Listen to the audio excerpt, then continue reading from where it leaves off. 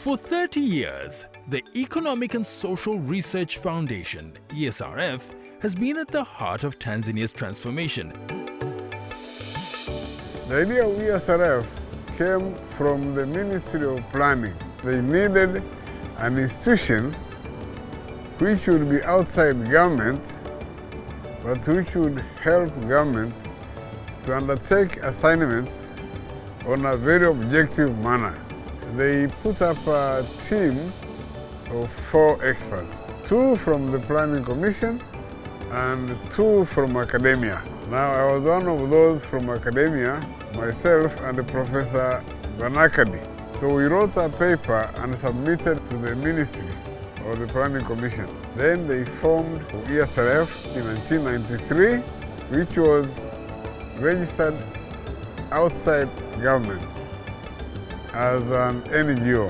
I was selected the first executive director in April 1994. So that's how it actually started.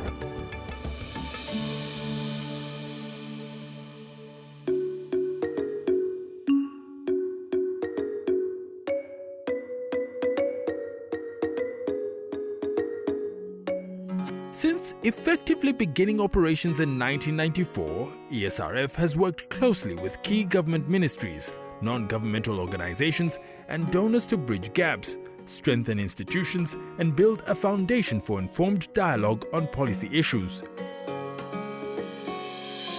If you mention any policy, any strategy, ESRF has a footprint on it. An institution which is entrusted to be part of the Secretariat for designing Tanzania Vision 2025. And again, last year, given the responsibility to identify which core areas should be taken into consideration as we prepare the new Vision 2050 and beyond, as they call it. In area of agriculture, we have done a number of assignments supporting the Ministry of Agriculture and related ministries under RARIS.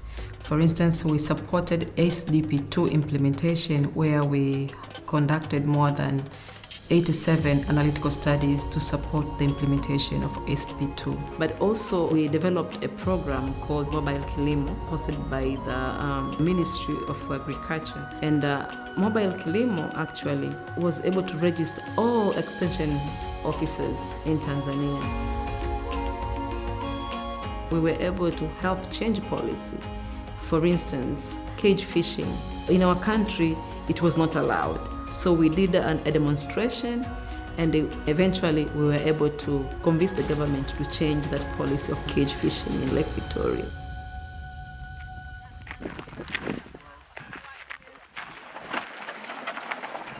We were running the postgraduate diploma. It was really very important because it had strong elements of enhancing capacity in policy analysis, but also in poverty studies in general.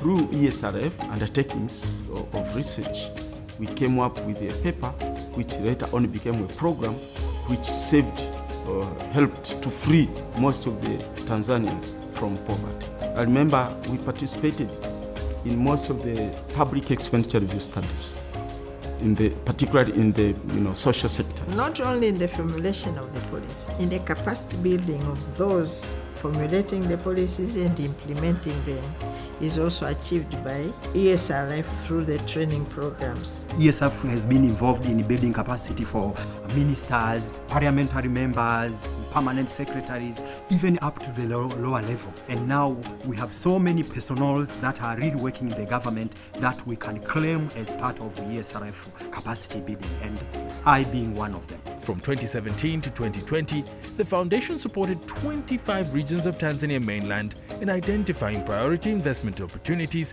and preparing regional investment guides to enhance local development. But also we embarked in this process to have the regional investment guides. This was a very important exercise, as in each region of Tanzania we were able to map the investment potentials that are there, but also to profile the region on its potential, come to trade or come to investment. When we had that pandemic outbreak, COVID-19. Esrf was the first institution that was able to carry out socio-economic impact of COVID-19, and we were able to show how we've been impacted in economic activities. Major challenges of SRF at the moment is mobilization of financial sources. We don't have adequate permanent employed staff. You find that those areas need to be looked into very seriously. From humble beginnings to becoming a respected thought leader, ESRF is focused on promoting data-driven policies, empowering local stakeholders, and supporting inclusive growth. As Tanzania faces new challenges and opportunities, the legacy of ESRF's 3 decades of research excellence will continue to guide the nation toward a prosperous future for all. Together, we build a stronger tomorrow.